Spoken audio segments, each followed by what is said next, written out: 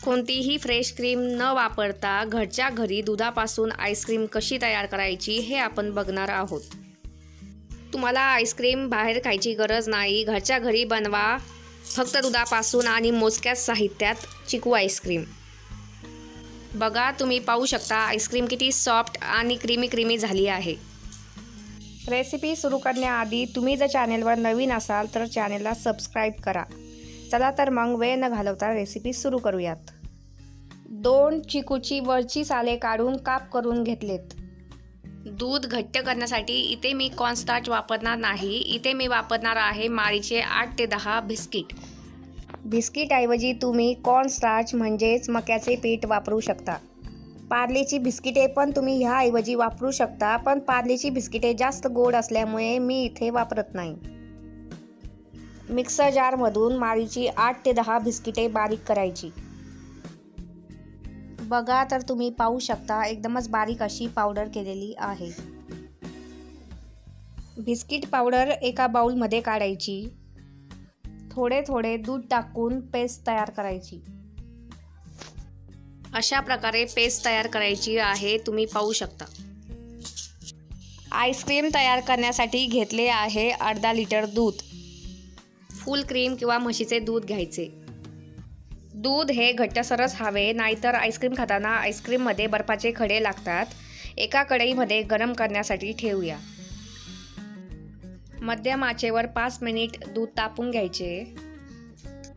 बघा, दुधाला नॉर्मल उकळी यायला लागली आहे। उलटणीच्या साहाय्याने हलवून घेऊया। बाजूची जी साय आहे ती दुधामध्येच मिक्स करायची। मला छान प्रकारे उकळी येत आहे, तुम्ही पाहू शकता। अशा प्रकारे उकळी आल्यावर गॅस मंद करायचा आणि आपण जी बिस्किटाची पावडर तयार केली आहे ती थोडी करून दुधात मिक्स करायची आणि सतत हलवत राहायचे। थोडी मिक्स केल्यामुळे दुधात गाठी तयार होत नाहीत।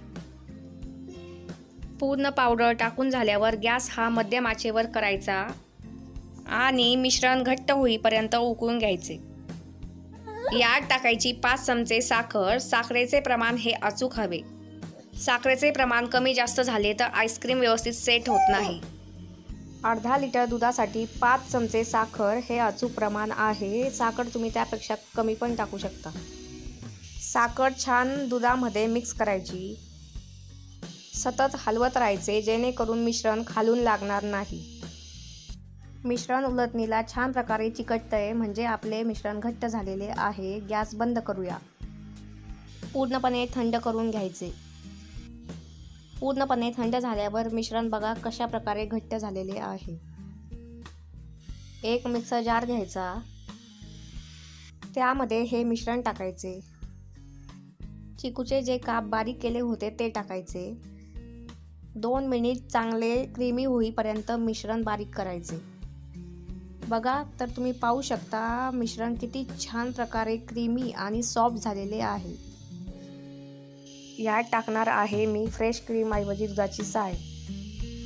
2 दिवस साठवलेली दुधाची साय आहे। खूप दिवसाची दुधाची साय वापरायची नाही। इथे तुम्ही अमूल फ्रेश क्रीम पण वापरू शकता। साधारणतः 1 मिनिट हे चालू बंद करीत फिरवायचे, नाहीतर सर्व लोणी वर येऊ शकते। बघा तर आपले मिश्रण अजूनच क्रीमी आणि सॉफ्ट झालेले आहे।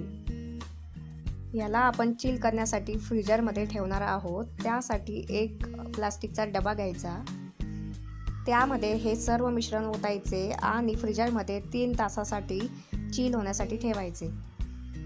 बघा तर अशा प्रकारे मी प्लास्टिकचा पेपर घेतला आहे। प्लास्टिक पेपरऐवजी फॉईल पेपर पण यूज करू शकता।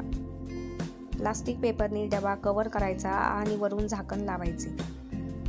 3 तास सेमी फ्रीज होण्यासाठी फ्रीजरमध्ये ठेवायचे। डब्यावर अशा प्रकारे एक प्लेट ठेवायची जेणेकरून फ्रीजरमध्ये वरून पडणारा बर्फ डब्यावर पडणार नाही। 3 तासानंतर आईस्क्रीम छान प्रकारे चिल झालेली आहे। फ्रीजरमधून काढून घ्यायची आणि परत एकदा मिक्सरमध्ये फिरवून घ्यायची। 1 ते 2 मिनिट चालू बंद करतच फिरवायचे, सलग फिरवायचे नाही। एक्झॅक्टली बाहेरसारखी आईस्क्रीम बनवण्यासाठी आपले क्रीमी मिश्रण तयार आहे। ह्यात मी बदाम काप टाकणार आहे। बदाम काप ऑप्शनल आहे। तुम्हाला टाकायचे तर टाकू शकता, नाही तर नाही टाकले तरी चालतील. आईस्क्रीम सेट करण्यासाठी प्लास्टिकच्या डब्यामध्ये मिश्रण ओतायचे. तुम्ही आधीचा प्लास्टिकचा डबा वापरला तरी चालेल. सजावटीसाठी मी यावर टाकणार आहे बदाम काप. तुम्हाला जर टाकायचे तर तुम्ही टाकू शकता, नाही टाकले तरी चालतील. बघा तर किती छान आपले आईस्क्रीमचे टेक्स्चर दिसत आहे. डबा प्लास्टिकच्या पेपरने पूर्णपणे कव्हर करायचा आणि वरून झाकण लावायचे. प्लास्टिकच्या पेपरने कव्हर केल्यामुळे आईस्क्रीम व्यवस्थित सेट होते.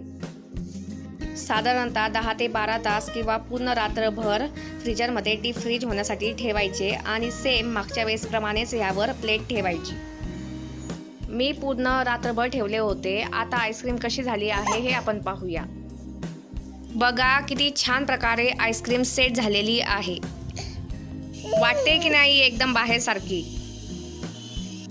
याची टेस्ट पण बाहेरपेक्षा खूप छान आणि नॅचरल लागते. बघा चमच्याने काढून दाखवते. खूपच क्रीमी आणि सॉफ्ट झाली आहे. फक्त घरी दुधापासून बनवली आहे असे वाटते का? बघा, रेसिपी आवडली असेल तर घरी नक्की करून बघा. अशाच साध्या सोप्या आणि घरच्या साहित्यात बनणाऱ्या रेसिपीसाठी चॅनेलला सबस्क्राईब करा.